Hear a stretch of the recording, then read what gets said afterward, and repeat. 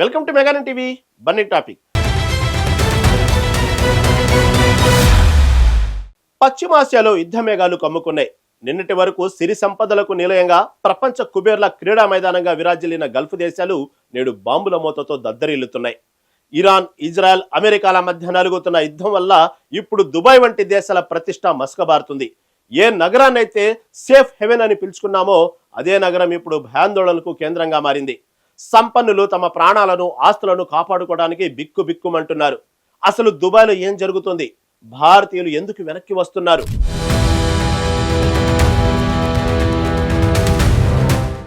ఇరాన్పై Israel, America సాగిస్తున్న దాడులు పశ్చిమాసియా రూపురేఖలను మార్చేస్తున్నాయి. ఇన్నాళ్లు పారిశ్రామికవేత్తలకు, పర్యాటకులకు స్వర్గధామంగా ఉన్న గల్ఫ్ దేశాలు ఇప్పుడు యుద్ధ క్షేత్రాలుగా మారాయి.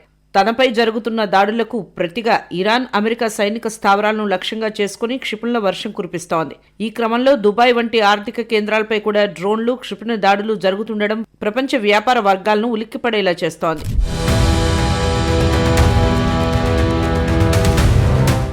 పశ్చిమాసియా రాజకీయాలు సెకనుకో మలుపు తిరుగుతున్నాయి. ఇటు ఇజ్రాయెల్, అటు అమెరికా కలిసి ఇరాన్ను టార్గెట్ చేయడంతో ఇరాన్ తన ప్రతీకారాన్ని క్షిపణుల రూపంలో కురిపిస్తోంది. కేవలం శత్రు దేశాలనే కాకుండా అమెరికాకు మద్దతుగా నిలుస్తున్న గల్ఫ్ దేశాలను కూడా ఇరాన్ హెచ్చరిస్తోంది. ఈ క్రమంలోనే అమెరికా సైనిక స్థావరాలను లక్ష్యంగా చేసుకుని బాంబుల వర్షం కురిపిస్తోంది. చెట్టు మీద కాకి కూర్చుంటే రెమ్మ విరుగుతుందని భయం అన్నట్లు నిన్నటి వరకు అత్యంత సురక్షితమైన దేశాలుగా పేరొందిన గల్ఫ్ దేశాలు నేడు ఎప్పుడు ఎటువైపు నుండి క్షిపణి వస్తోందో తెలియక వణికిపోతున్నాయి.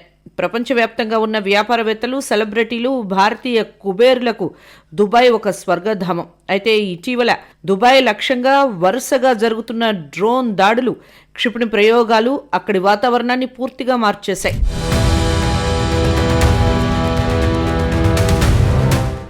ఇరాన్ ప్రయోగిస్తున్న క్షిపణులు దుబాయ్ గగనతలాన్ని తాగుతుండడంతో సంపన్నులు బెంబేలెత్తిపోతున్నారు. తాము కష్టపడి కూడబెట్టుకున్న ఆస్తులు, నిర్మించుకున్న సామ్రాజ్యాలు యుద్ధం వల్ల బుగ్గిపాలవుతాయేమోనని లబోదిబోమంటున్నారు.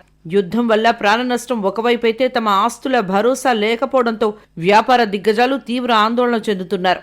దుబాయ్ ప్రతిష్ట ఇన్నాళ్లు దాని భద్రతపైనే ఆధారపడి ఉంది. కానీ ఇప్పుడు ఆ ప్రతిష్ట మసకబారుతోంది. వరుస దాడుల నేపథ్యంలో గల్ఫ్ దేశాల్లో ఉండటం క్షేమం కాదని భారతీయ ధనవంతులు, ఆసియా దేశాల పెట్టుబడిదారులు నిర్ణయించుకుంటున్నారు. తాజా నివేదికల ప్రకారం దుబాయ్ను వదిలి వేల కోట్ల పెట్టుబడులు ఇప్పుడు సింగపూర్ మరియు హాంకాంగ్ వైపు మళ్లుతున్నాయి.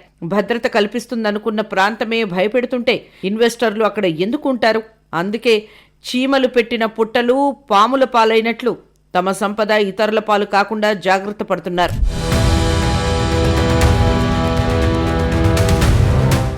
గల్ఫ్ దేశాలంటే ఒకప్పుడు కేవలం ఉపాధి మార్గాలు మాత్రమే కాదు, అదొక విలాసవంతమైన జీవన శైలికి చిరునామా. అందుతున్న సమాచారం ప్రకారం గల్ఫ్ దేశాల నుంచి ఇప్పటికే 52,360 మంది భారతీయులు స్వదేశానికి చేరుకున్నారు. వీరంతా సాధారణ ప్రయాణికులు కాదు. వీరంతా ప్రత్యేక విమానాలు, ప్రత్యామ్నాయ రూట్లలో భారత్కు తిరిగి రావటం ఒక సంచలనంగా మారింది. నిలకడ లేని చోట నిలబడటం కన్నా నిలకడ ఉన్న చోట తలదాచుకోవడం మేలు అనుకుంటున్నారు. దుబాయ్లో అత్యవసర పరిస్థితి ఏర్పడినట్లు వస్తున్న సమాచారం నేపథ్యంలో భారతీయులు తమ రక్షణ కోసం స్వదేశం వైపు మొగ్గు చూపుతున్నారు. కేవలం ప్రాణాలకే కాదు, తమ కష్టార్జితమైన ఆస్తులకు కూడా ముప్పు పొంచి ఉందనే భయం ఇక్కడ స్పష్టంగా కనిపిస్తోంది. సాధారణంగా ప్రవాస భారతీయులు వెనక్కి రావటం ఒక ఎత్తైతే, ఏళ్ల తరుబడి దుబాయ్ను తమ సామ్రాజ్యంగా మార్చుకున్న భారతీయ పారిశ్రామికవేత్తలు సైతం ఇప్పుడు పునరాలోచనలో పడ్డారు.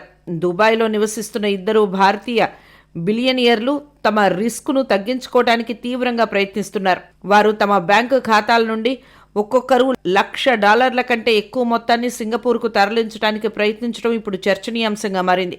ఇది కేవలం ఇద్దరితో ఆగిపోయేలా లేదు. గల్ఫ్లో ఉన్న ఎందరో సంపన్నులు తమ ఆస్తులను సురక్షిత ప్రాంతాలకు తరలించేందుకు న్యాయ నిపుణులు, ఆర్థిక సలహాదారులను సంప్రదిస్తున్నారు.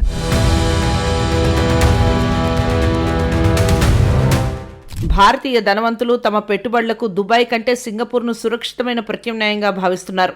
భౌగోళిక, రాజకీయ పరిస్థితులు మారినప్పుడు ఆర్థిక స్థిరత్వం ఎక్కడ ఉంటుందో అక్కడికే పెట్టుబడులు మళ్లుతాయి.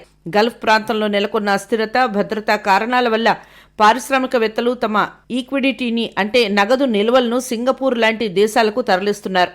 దుబాయ్ ఎమర్జెన్సీ పరిస్థితుల వల్ల గల్ఫ్ నుండి తిరిగి వస్తున్న 52,000 మందికి పైగా భారతీయులు విభిన్న మార్గాలను ఎంచుకున్నారు. విమాన సర్వీసులు పరిమితంగా ఉన్న చోట ప్రత్యామ్నాయ మార్గాల ద్వారా వీరు భారత్కు చేరుకోవటం వెనుక ఉన్న ఒత్తిడిని మనం అర్థం చేసుకోవచ్చు. ఏరు దాటాక తెప్ప తగలేసినట్టు కాదు, ఏరు పొంగే ముందే ఒడ్డుకు చేరుకోవడం విఘ్నత అంటారు. చాలా మంది ధనవంతులు దుబాయ్లో ఉన్న తమ వ్యాపారాలను పూర్తిగా మూసివేయకపోయినా తమ ప్రధాన కార్యాలయాలను లేదా ఆర్థిక కార్యకలాపాలను ఇతర దేశాలకు మారుస్తున్నారు.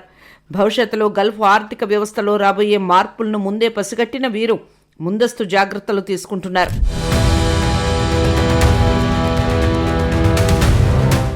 దుబాయ్ అంటే కేవలం విహారయాత్రల కేంద్రమే కాదు, ప్రపంచ కుబేర్ల సేఫ్ హెవెన్. $50 మిలియన్ అంటే సుమారు 420 కోట్ల రూపాయలు మించి ఆస్తులు ఉన్న వందలాది మంది క్లయింట్లు ఇప్పుడు తమ పెట్టుబడుల విషయంలో పునరాలోచనలో పడ్డారు.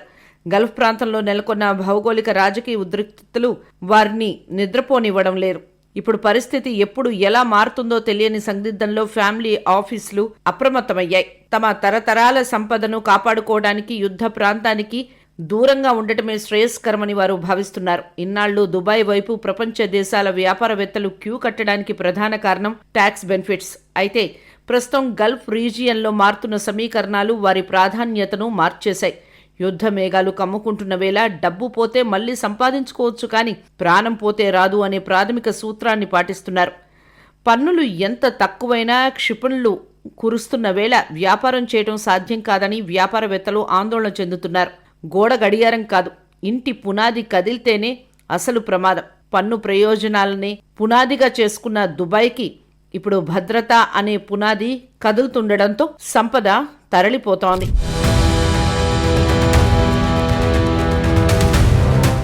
దుబాయ్ నుంచి బయటకు వస్తున్న ఈ అపారమైన సంపదకు ఇప్పుడు గమ్యస్థానాలు సింగపూర్, హాంకాంగ్గా నిలుస్తున్నాయి. ఆసియా ఖండంలోని ఈ రెండు నగరాలు ఆర్థికంగానే కాకుండా రాజకీయంగా కూడా స్థిరంగా ఉండడమే దీనికి కారణం. ముఖ్యంగా సింగపూర్ ప్రభుత్వం ఇచ్చే భద్రత, పటిష్టమైన చట్టాలు కుబేర్లను ఆకర్షిస్తున్నాయి. నిపుణుల విశ్లేషణ ప్రకారం ఒకసారి యుద్ధం ముగిసినా లేదా పరిస్థితులు సద్దుమణిగినా ప్రజల్లో ఏర్పడిన అపనమ్మకం అంత సులభంగా పోదు. అంతర్జాతీయ విమానాల రాకపోకలు, లాజిస్టిక్స్ మరియు భౌతిక భద్రతపై మళ్లీ నమ్మకం కలగడానికి సంవత్సరాలు పడుతుంది. కాలికి తగిలిన దెబ్బ కంటే కంటికి కనిపించే భయం పెద్దది అన్నట్లు యుద్ధం రేపు ఆగిపోయినా నిన్నటి భయం రేపటి పెట్టుబడులపై ప్రభావం చూపుతుందనడంలో సందేహం లేదు. తమ దేశం నుంచి పెట్టుబడులు తరలిపోతుండడాన్ని గమనించిన యుఏఈ ప్రభుత్వం చేతులు కట్టుకుని కూర్చోలేదు. ఇన్వెస్టర్ల నమ్మకాన్ని నిలబెట్టేందుకు అనేక రాయితీలు, భద్రతాపరమైన హామీలను ప్రకటిస్తోంది. కానీ యుద్ధ భయం అనేది ప్రభుత్వ హామీల కంటే బలంగా ఉంది.